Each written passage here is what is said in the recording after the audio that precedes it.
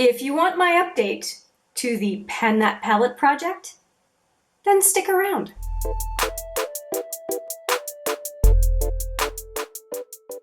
Hi there, it's Hélène and welcome back, or if it's your first time, welcome to HMM Makeup or Makeup. I am doing my Pen That Palette update today, and I will have the weight changes and whatnot later on in the video, as I normally do, and it's kind of like the whole evolution of the Pen That Palette project. And so we'll keep the weight changes and whatnot to that portion of the video, and I have some really weird gram changes where grams in some cases went up, and I think it's just a humidity concern or change, humidity related change, despite the fact that I've got air conditioning in, I have air conditioning in my home.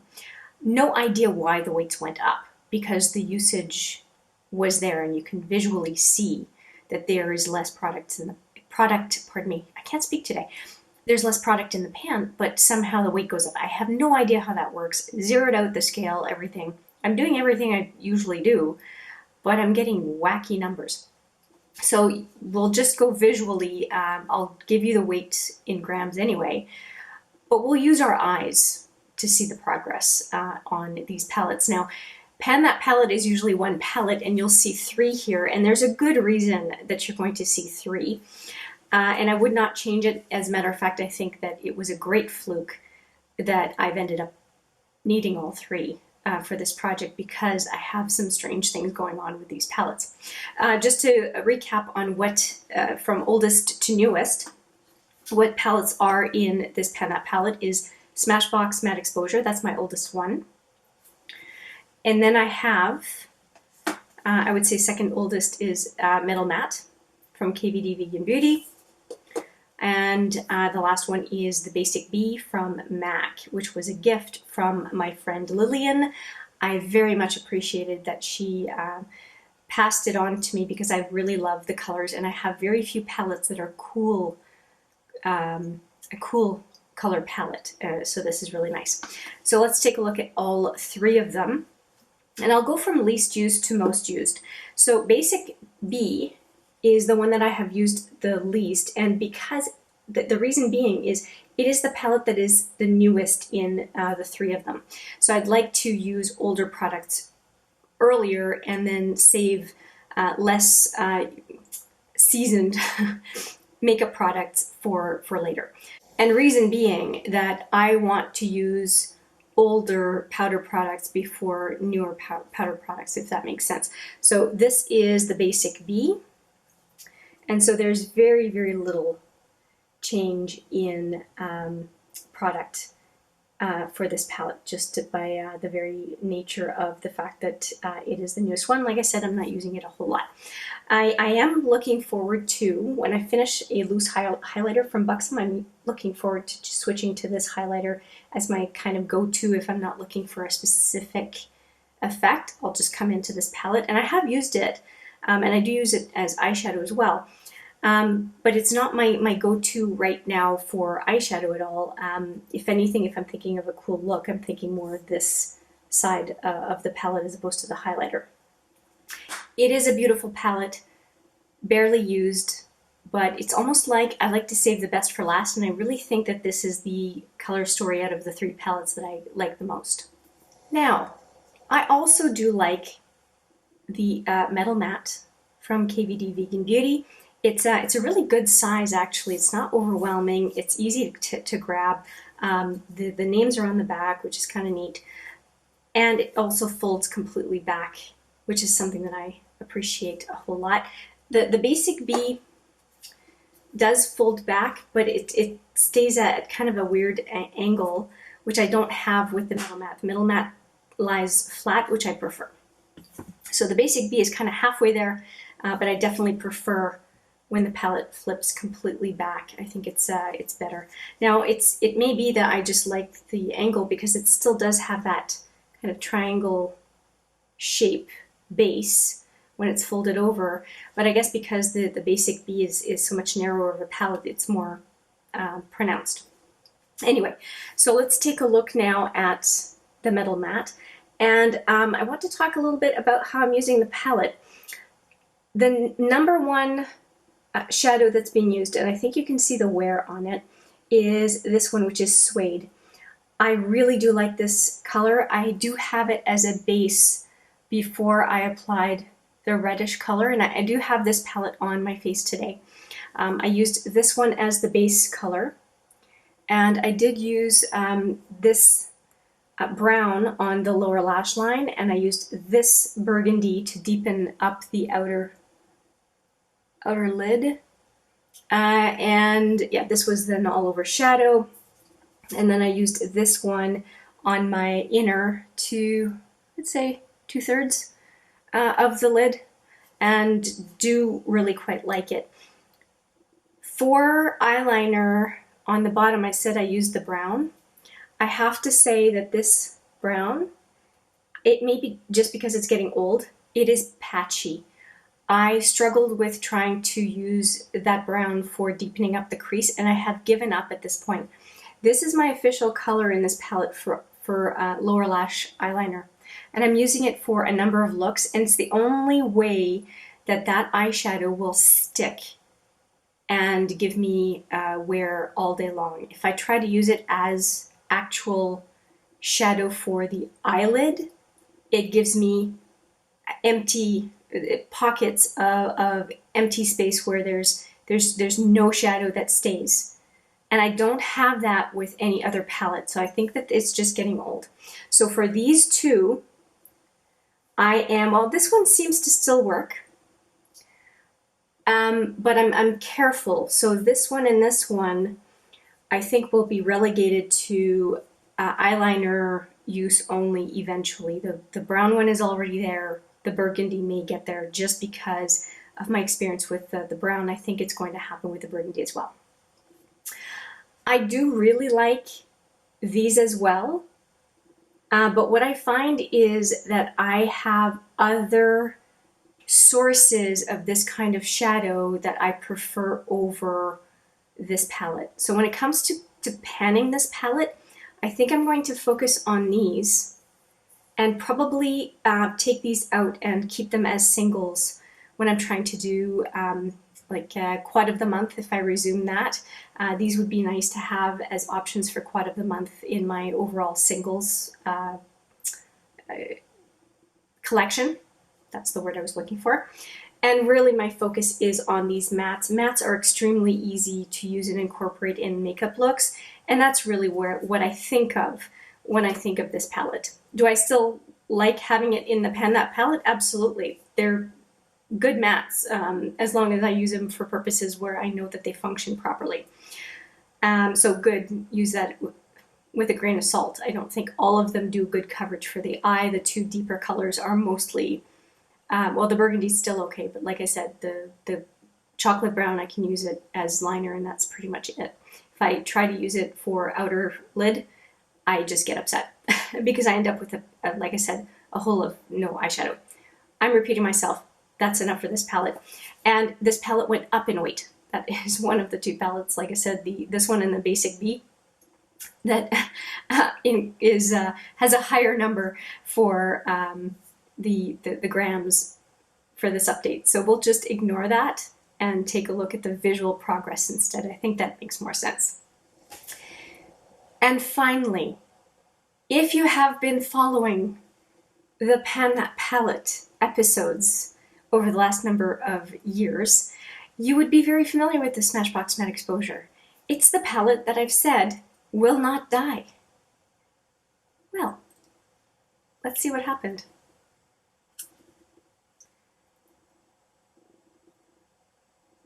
Shall I plan the funeral? It's done. I had only one, I think it was this, it's one of these two pans, I think it's this one, that had a third, not even, a quarter of the pan with a Franken shadow, where I'd mixed two of the remaining shadows, the two remaining shadows in this palette to use up. And it created this beautiful kind of antique rose color. It was great. And it was a no-brainer to finish this palette. And I do want to repurpose this palette for little ends of shadow that I just don't, maybe I'm finishing a palette and I don't know where to put it. I think that I would just put them in here. If they're favorites that I just don't want to discard just because I'm pretty much done with the rest of the palette, this is a great packaging. It's a very, very sturdy packaging. It's very sturdy plastic, very nice big mirror, and a space for a brush. It's really great packaging. Smashbox does great things when it comes to palettes as far as the more makeup artist leaning palettes. The construction of these is great. I never worry about traveling with these. The only thing that ever happened with this palette is I dropped the palette on the floor, and of course it shattered, and it was reconstituted shadows. So it's definitely not the fault of the component. It was just the palette was a victim of circumstance, basically. But I'm so pleased that I have finished this palette that I've had since 2018. Super happy. I am super happy that I have figured out how I can use this palette and use the shadows in a way that is not frustrating and that gives me benefits of looks that I can make with it. It is my go-to for that deep brown liner. It's my go-to for that more flesh-toned color called Suede. It's a no-brainer. Use these as well for lightening up a look. I did use this one on the inner lid before I chose to go for the red. I just thought I could use a bit more color today. So I do enjoy it. It does have its limitations, but now that I've figured out how to work with it, I'm not annoyed with it at all, or annoyed by it. And when it comes to this palette, I think that you'll see that there are a few colors that are overlapping with the Metal Matte. So for those colors that are overlapping with Metal Matte, I am defaulting to Metal Matte and will fold this one in for those kind of redundant colors, more so when the Metal Matte is done. I am thinking about going into this palette more, and in part for this combo right here. I really enjoy taupey type of colors for an everyday look, and I'm probably going to attack these two the quickest. Another one is this black for liner. If I don't want a brown liner or a burgundy liner, I know that I have a very nice matte black to go to as well in this palette. So I'm happy with the Pan That Palette progress, especially having finished the Smashbox Matte Exposure. To me, that's a big feather in my cap. I'm super happy, and having figured out how to work with the Metal Matte also makes me quite happy. So without further ado, let's take a look at the progress pictures, and I'll wrap it up at the end.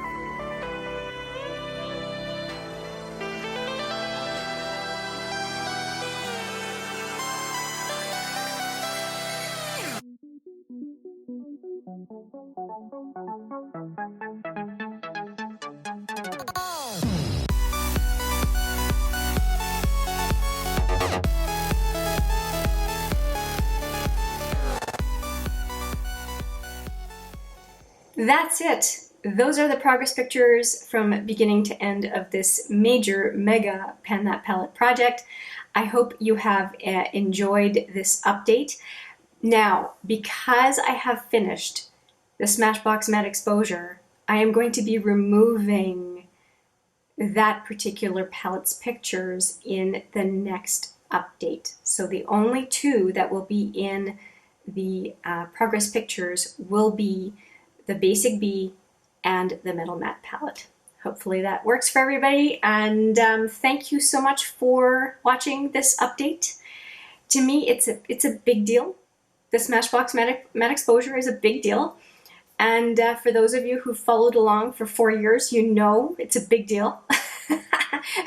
Taking 4 years to finish a palette is such an uplifting experience to be able to say done, right? It's bigger than most penning project items, in my opinion. Anyway, thank you so much for watching. I appreciate it every single time. Thank you for celebrating with me today, and I look forward to seeing you in the next video. But for now, as always, take care.